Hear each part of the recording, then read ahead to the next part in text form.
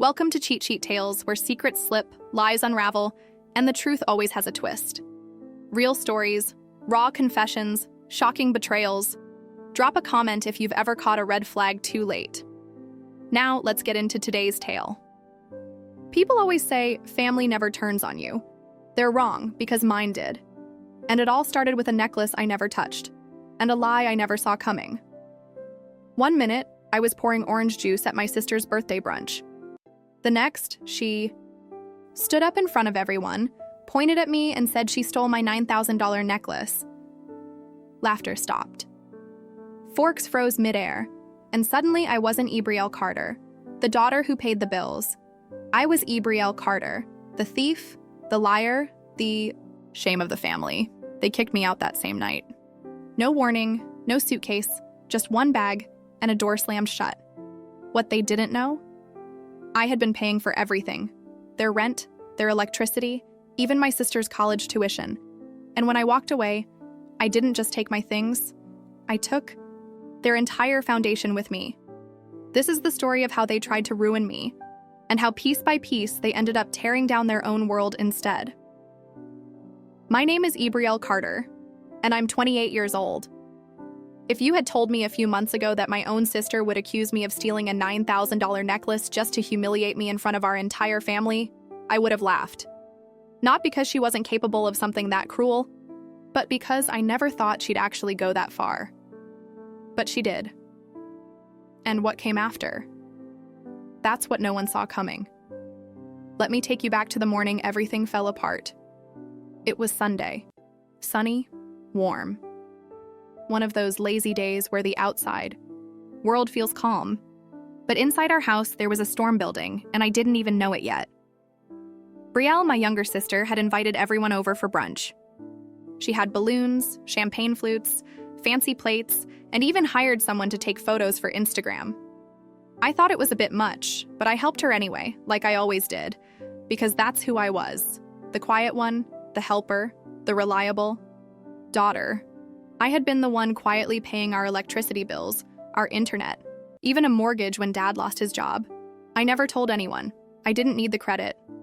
I just wanted peace in our home. I even paid for Brielle's college tuition directly through her school, using my salary. She didn't know I did it to protect her, to keep our family strong.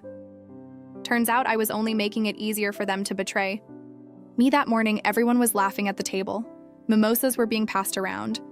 Brielle was showing off a new designer handbag. Then she stood up, tapped her glass with a spoon, and said, "Before we go any further, I just want to say something important." I thought she was going to thank everyone or announce an internship. But no. She looked right at me and said, "I know this is awkward, but Ebrielle Carter stole my $9,000 necklace, the gold one Grandma gave me. I've been looking for it for weeks, and yesterday I found it hidden in her drawer." My heart stopped. The room went silent. And then, just like that, everyone believed her. No one even asked if it was true. My mother gasped, "I knew it. I knew you were always jealous of Brielle." My father shook his head and refused to meet my eyes. I stood there frozen, shaking, trying to speak, but the words never came. I hadn't stolen anything.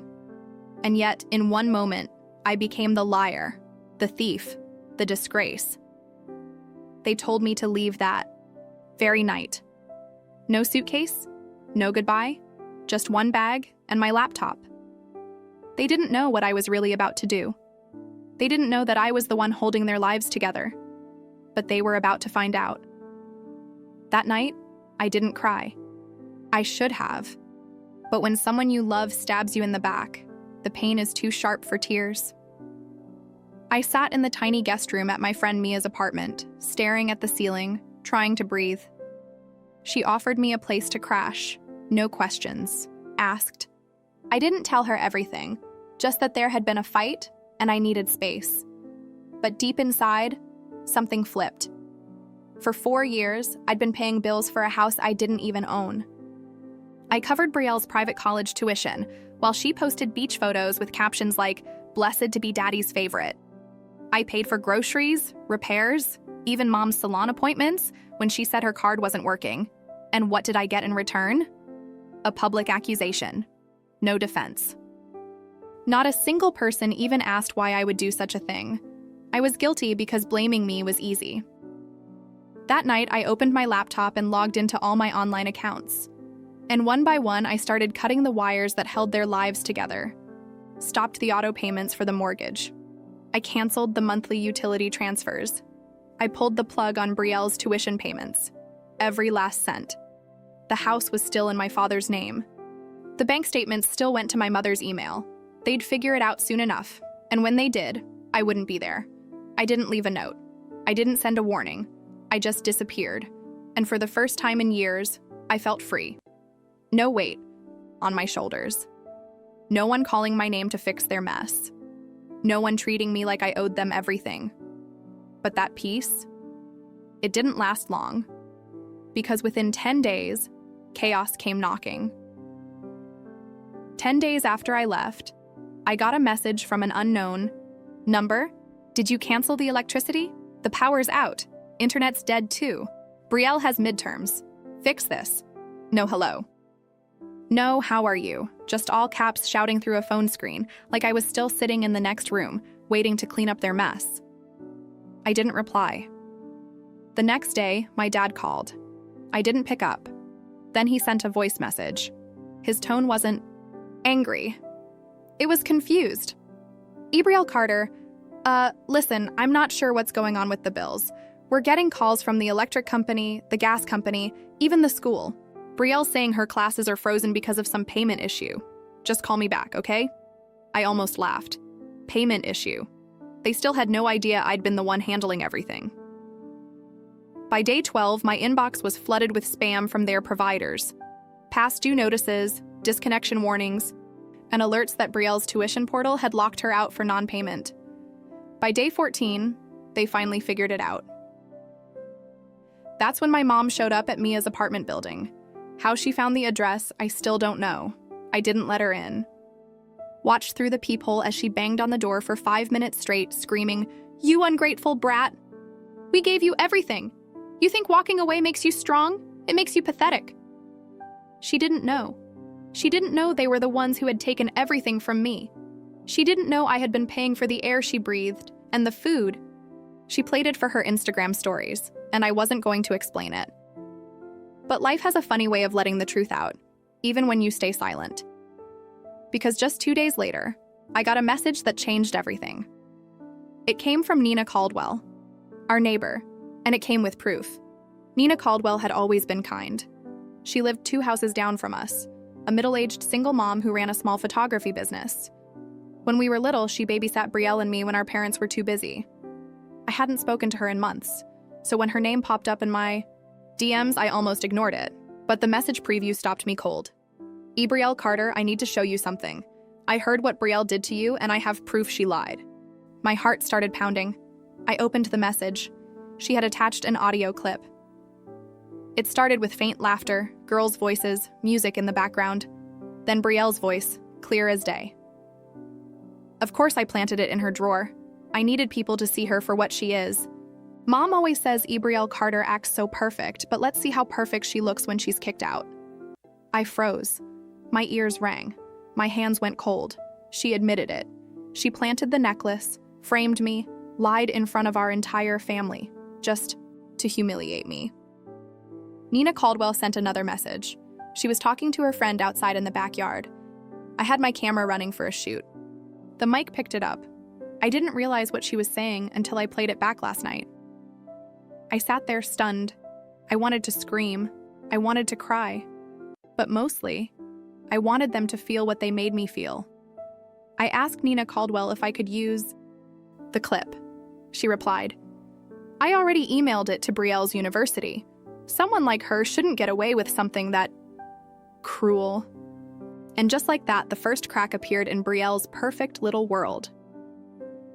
Days later, she was called into a disciplinary meeting. Her Instagram went dark. No brunch pics, no makeup tutorials, just silence. Meanwhile, my mom's Facebook shifted, from bragging about her daughters to posting vague inspirational quotes about family betrayal. I didn't need to show up. I didn't need to say a single word. The truth was already working on its own, and I was just getting started. By the time Brielle's second disciplinary hearing came around, word had spread. Jasmine's audio clip hadn't just gone to the dean, it got shared in group chats, then posted to a student forum. People were whispering in hallways. Her professors looked at her differently, and suddenly the golden girl who bragged about brand deals and top grades was the campus joke. She tried damage. Control, of course. She posted a long, dramatic Instagram caption about family drama and misunderstandings, along with a black and white photo of herself crying, probably fake tears. She turned off the comments, but it was too late. The truth had already taken root. And then came the final blow. The university suspended her for academic dishonesty and a code of conduct violation, not just for framing me, but because this wasn't her first offense. Apparently, she had plagiarized a paper last semester and got off with a warning. This time, they weren't letting it slide. She came home crying. Mom went into panic mode. Dad looked like a ghost, sitting in silence, drinking coffee like it was water.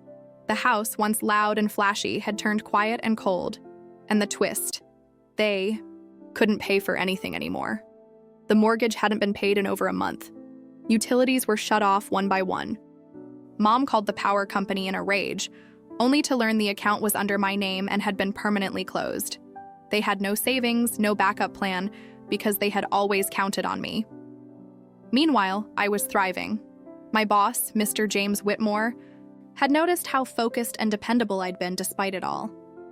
He offered me a promotion and the opportunity to relocate to a brand new city.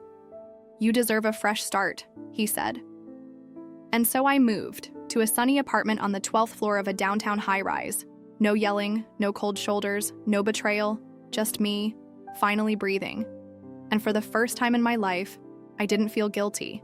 Not one bit. Weeks after I settled into my new place, I got a call from someone I hadn't heard from in years, Vivian Marks. She was my mom's older sister, the one who left town after a huge fight with my parents when I was a kid back then. They told me she was unstable and jealous of our family success. Turns out they were just terrified of what she knew. "Hey, sweetie," she said warmly. "I saw your name in that college forum story. I've been following quietly, and I think it's time you knew something." I was confused. She continued. "Your grandmother, your dad's mom, left a trust fund in her will. It was meant for you, just you." I sat up straighter. "What your parents didn't tell you. After she died, they convinced the lawyer not to notify you. Said you were too young and that they'd manage it until you were older. But that money was never theirs." My heart raced. How much are we talking about? Just over $85,000. It was supposed to help you start your life. College, business, whatever you wanted. I only found out because I ran into the lawyer again recently. He assumed you already knew. I was speechless. They lied. They stole my future. All those years I was struggling to help them, and they were hiding money that was mine. Vivian Marks helped me contact the lawyer and file a formal request. Within weeks, I had full access to the trust. It was real. Every last cent. That night, as I transferred the funds into my own name, I felt something deep inside me close, like a wound I didn't even realize had been open for years. This wasn't revenge. This was justice. And I knew exactly what I was going to do next. With the $85,000 trust fund finally in my hands and my full-time job now paying more than ever, I didn't just feel free, I felt limitless. For years, I worked in silence. I paid their bills, fixed their problems, stayed invisible. Now I wanted to be seen on my own terms. That's when I had an idea. I used part of the money to launch a YouTube channel, Money Made Simple with Brielle Carter. I filmed it in my small but bright apartment. My first video was called "They Called Me a Thief, but I was the one paying their bills." It blew up overnight.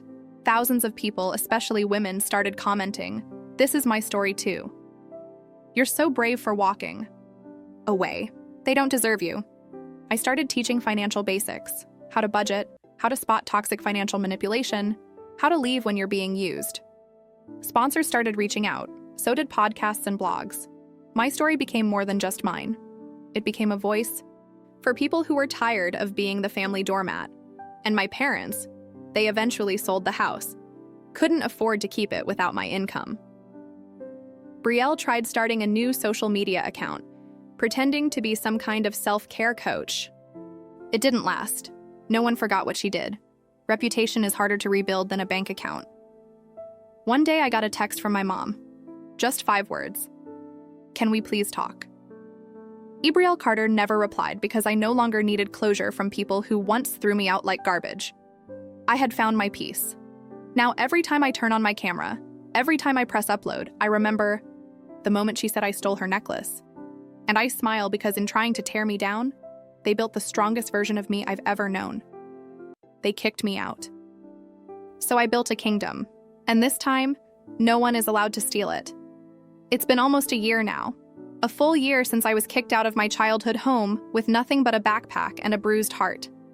A year since I was called a liar, a thief, and a burden by the very people I had been sacrificing everything for. Funny how life works. Back then, I thought I was losing everything. But really, I was being set free. Now I wake up every morning in a place that's quiet, clean, and peaceful. My apartment overlooks the city skyline. I drink my coffee by the window while answering emails from clients and collaborators who respect me. I've gained over 600,000 subscribers on YouTube. I've spoken at conferences, been invited on podcasts, and helped thousands of people, especially women, cut financial ties with toxic families and start over.